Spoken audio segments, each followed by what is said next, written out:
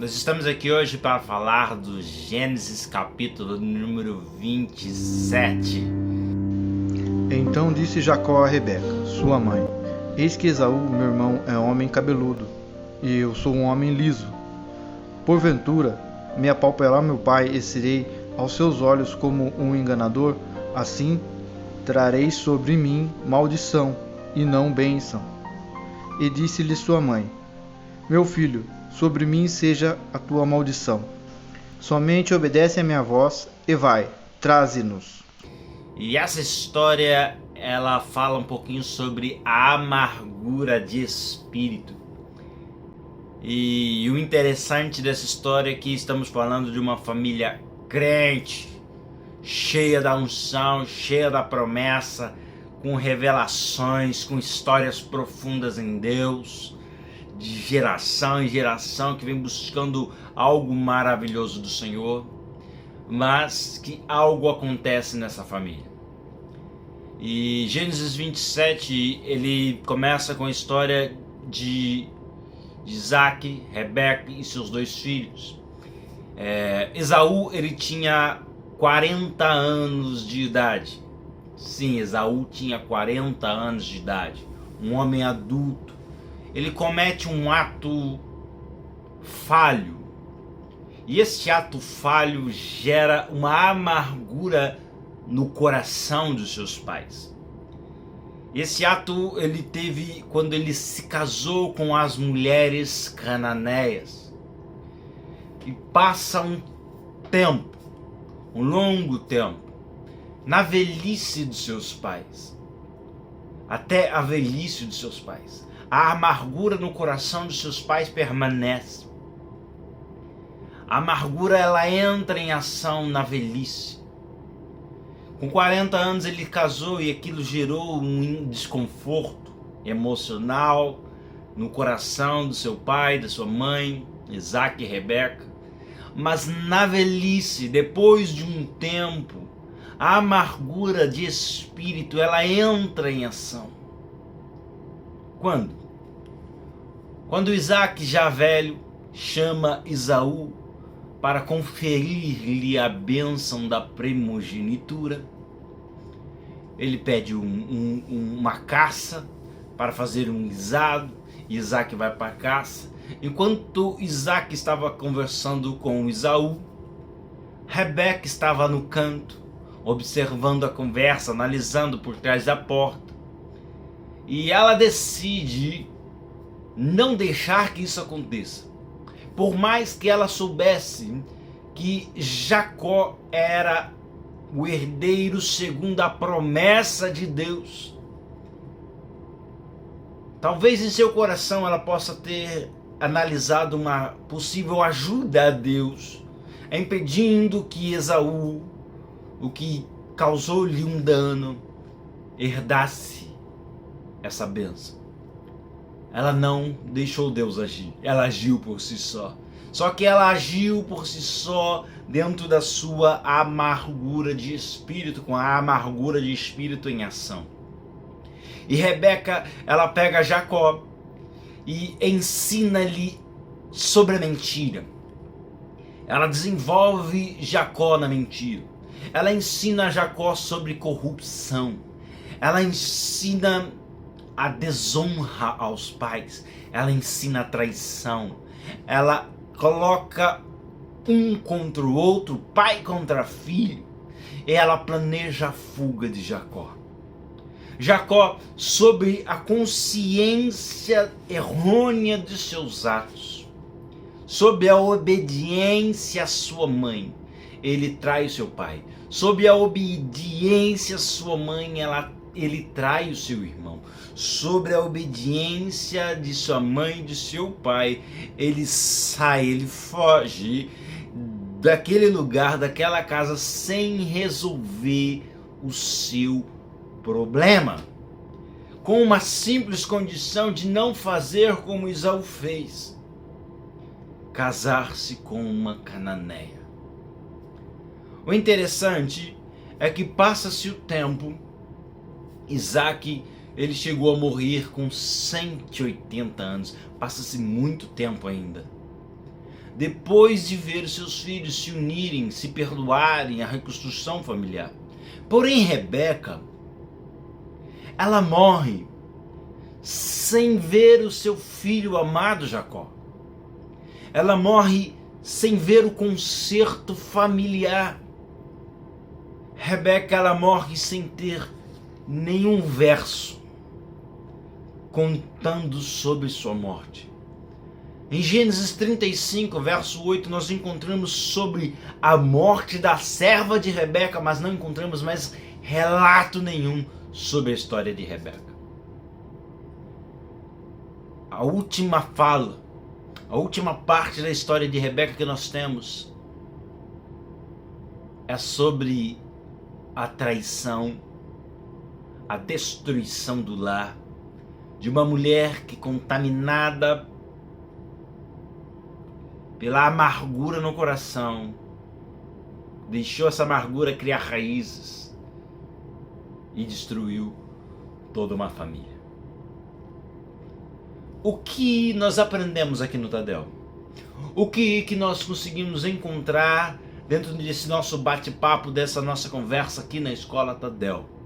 O que a gente conseguiu de encontrar em cada conversa, em cada diálogo que nós tivemos aqui sobre esse assunto, sobre essa história? O que essa história pode nos trazer para o nosso desenvolvimento? Dentro dessa história nós nos analisamos como eu sendo a Rebeca, você sendo a Rebeca. Então dentro dessa história se coloque, não, eu sou a Rebeca. Eu tenho que resolver o problema que gerou essa amargura no meu coração. Eu tenho que resolver o problema que causou esse dano, essa ferida na minha alma. E para resolver esse problema eu tenho que ter a consciência que eu não posso colocar a culpa nos acontecimentos passados. Eu não posso colocar a culpa em desculpas de coisas que me aconteceram, das coisas que os meus pais fizeram, dos erros dos meus pais. Eu não posso assumir como justificativa do meu erro os acontecimentos passados. Águas passadas, elas não removem moinho. Se eu ficar guardando a amargura de algo que aconteceu no passado, isso vai gerar em mim uma coisa ruim. Isso vai danificar o meu presente. Então eu não posso justificar o meu erro nos acontecimentos do passado, nos erros do meu pai. Se o meu pai bebia, se o meu pai fazia isso ou aquilo, ou se a minha mãe fez isso ou aquilo comigo, não justifica a minha ação de hoje, o meu comportamento de hoje. Eu tenho que liberar o perdão, eu tenho que resolver este problema. Porque se eu não resolvo o problema, esta mágoa, ela vai se espalhar. E ela vai gerar um ensino em cima, com base na mágoa. E quando o ensino, em base da mágoa, ela vai se espalhando, ela vai contaminando todo o corpo. E automaticamente toda a família. Eu não posso, porque o meu casamento, porque o meu ex-marido ou minha ex-esposa é uma bruxa ruim, eu não posso deixar essa mágoa criar raiz no meu coração. Porque na hora que eu for ensinar o meu filho, falar da minha ex, ou do ex, ou dos pais maus, essa mágoa vai ser transferida aos filhos e vai contaminando a família. Não usar a mágoa, não posso usar a mágoa como uma vantagem para obter lucros. Uma coisa é fato, nós temos que lembrar que os pais aqui cometeram erros gravíssimos. Nós selecionamos dois aqui importantes. Que o primeiro erro foi a preferência que causa divisão. Um amava demais o outro. A mãe amava demais Jacó, o pai amava demais Esaú, por causa do benefício que cada um dos filhos trazia para si. E nós vemos mais para frente na história de Jacó que Jacó aprendeu esse erro com os pais. E começa a amar também um filho mais do que o outro, uma esposa mais do que a outra. Isso gera confusão e contendas divisões familiares. O segundo erro dos pais é permitir que a raiz da mágoa criasse a raiz no seu coração e contaminasse toda a sua casa. Como vencer então? Como vencer essa bendita mágoa? Como vencer essa bendita amargura de espírito? Como fazer isso? Primeiro eu tenho que resolver o problema. E o resolver o problema de mágoa, de dor, causada pelo próximo a mim, é perdão. Eu tenho que perdoar, assim como nós perdoamos os nossos devedores. Deus perdoa a minha dívida assim como eu tenho perdoado meu pai que me abusou, esse abusador, esse acusador, esse afrontador, esta pessoa que tem me magoado, tem machucado meu coração. Eu tenho que liberar o perdão. Porque da mesma maneira como Cristo te perdoou, você tem que perdoar. Você transmite o mesmo perdão que recebeu, você bebe da fonte, da água que Cristo te dá, e isso vai gerar em você a fonte, isso vai fluir de você essa mesma água. Então eu tenho que liberar o perdão, eu tenho que perdoar. Isso é resolver o problema. Para vencer esse sintoma, eu tenho que também ser sincero comigo mesmo. Eu tenho que ser sincero comigo mesmo e assumir a minha postura de vida. Assumir esse meu posicionamento. Assumir o que realmente a minha alma, minha mente, o meu coração está dizendo. Assumir o que realmente o meu coração, o sentido, os caminhos que eu estou pensando, as tramas que eu estou armando. É para sentido próprio. É para humilhar alguém, é para destruir alguém. Eu tenho que realmente ser sincero. Porque muitas das vezes no trabalho mesmo, nós não gostamos de tal pessoa e muitas vezes nós queremos prejudicar essa pessoa. E culpamos qualquer coisinha boba. O cansaço. A pessoa vai ter que começar de novo mesmo, tranquilo. E você vai deixando. Mas isso é algo ruim no seu coração. Nós temos que ser sinceros conosco mesmo e começar a assumir os nossos erros, assumir as nossas falhas, assumir os nossos ciúmes, assumir muitas das vezes que nós queremos ter o controle sobre a pessoa, sobre os emocionais da pessoa, sobre os pensamentos da pessoa. Nós queremos que as pessoas sejam aquilo que nós queremos que sejam. Nós temos que ser sinceros conosco mesmo e analisarmos e encontrarmos as nossas próprias feridas e reconhecermos isso em nós. Nós temos também que permanecer na palavra revelada. Permaneça na palavra revelada.